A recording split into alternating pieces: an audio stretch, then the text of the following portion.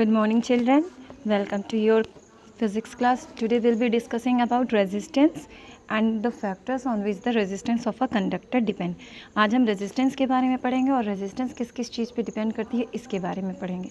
देखिए resistance क्या होता है, जब भी आपके किसी भी कंडक्टर में से करंट पास होता है तो उस करंट को रोकने के लिए मीन्स आपका कभी कभी ऐसा होता है कि आपका करंट पास हो रहा है, अचानक से तेज करंट पास हो जाता है. इस कंडीशन में हम वहाँ पे कंपोनेंट लगाते हैं. उस कंपोनेंट का नाम है रेजिस्टर. कंपोनेंट का नाम रेजिस्टर है जो कि काम क्या करता है, वो काम क्या करता है, अचानक से आपके क्या कहते हैं फ्लो ऑफ चार्जेस को रेजिस्ट करता है, रोकता है.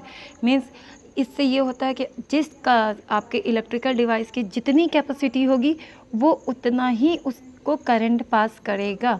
अदरवाइज़ क्योंकि देखिए जैसे आपकी बात की जाए, अगर मैं बात करूं एक मोबाइल चार्जर की, उसमें बहुत ही कम चार्ज की ज़रूरत होती है, मीन्स करंट की ज़रूरत होती है. लेकिन अचानक से अगर बहुत ज़्यादा करंट पास होगा तो क्या होगा, आपका चार्जर ख़राब हो सकता है. कभी कभी ऐसे ही लैपटॉप्स वगैरह भी देखते होंगे, जल्दी टीवी वगैरह ख़राब हो जाती हैं, अचानक से हाई वोल्टेज करंट आ जाता है.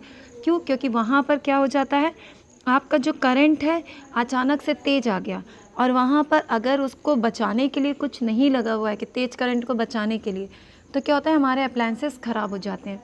इसी वजह से अप्लायंसेस में क्या लगाए जाते हैं, रेजिस्टर लगाए जाते हैं, जो कि क्या करते हैं आपके करंट को रेजिस्ट करता है.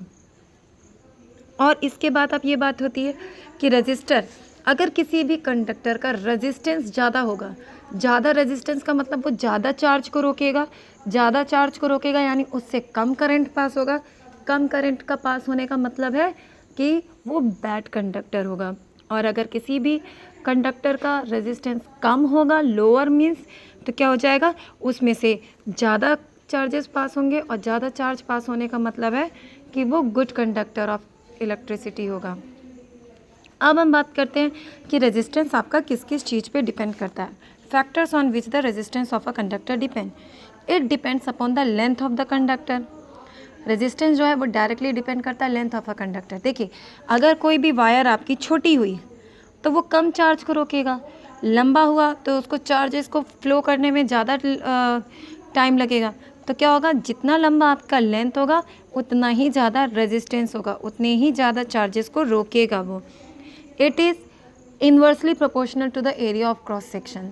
एरिया ऑफ क्रॉस सेक्शन का मतलब ये है कि हमें ये बिल्कुल मतलब नहीं है अब यहाँ पर कि अब यहाँ पे ये बात है कि आपका जो रेजिस्टेंस है उसका एरिया, वो आपका जो कंडक्टर है उसका एरिया कितना, उसके वो इन्वर्सली प्रोपोर्शनल है.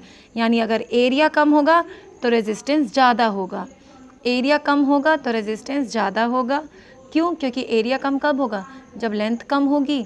तो एरिया कम होगा तो क्या होगा, हमारा रेजिस्टेंस ज़्यादा होगा, और अगर एरिया ज़्यादा होगा तो हमारा रेजिस्टेंस कम हो जाएगा. इस तरह से हम क्या देखेंगे कि रेजिस्टेंस जो है वो लेंथ के डायरेक्टली प्रोपोर्शनल है, एरिया के इन्वर्सली प्रोपोर्शनल है. तो फिर अब यहाँ पे हमने देखा कि प्रोपोर्शनैलिटी साइन है, इसको हटाने के लिए हमने इक्वल टू लगाया. इक्वल टू लगाते ही एक कांस्टेंट ऑफ प्रोपोर्शनैलिटी आता है. रेजिस्टेंस के केस में कांस्टेंट ऑफ प्रोपोर्शनैलिटी क्या है, रो. रो इसे कहते हैं.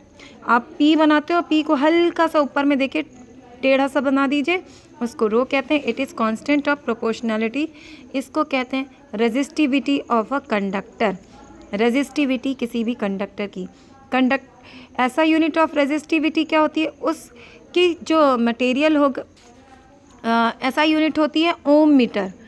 ओम मीटर क्यों हुई, क्योंकि देखिए रेजिस्टेंस इंक्लूड है इसमें. जब हम रो निकालते हैं तो देखिए रो इक्वल्स टू क्या होगा, रेजिस्टेंस इनटू आपका एरिया डिवाइडेड बाय एल. तो एरिया में भी किसी, अगर मैंने कहा मीटर में है यूनिट, तो एरिया क्या हो गया, मीटर स्क्वायर. लेंथ क्या हो गया, मीटर. तो एक एक मीटर कैंसिल हो गया. रेजिस्टेंस की यूनिट क्या हुई, ओम. तो हमारी रेजिस्टिविटी की यूनिट क्या निकल आएगी, ओम मीटर. इसको जो अभी मैंने नोट्स दिए बच्चों उसको एक बार देखिए, समझ में नहीं आया तो मुझसे पूछिए and go through the video.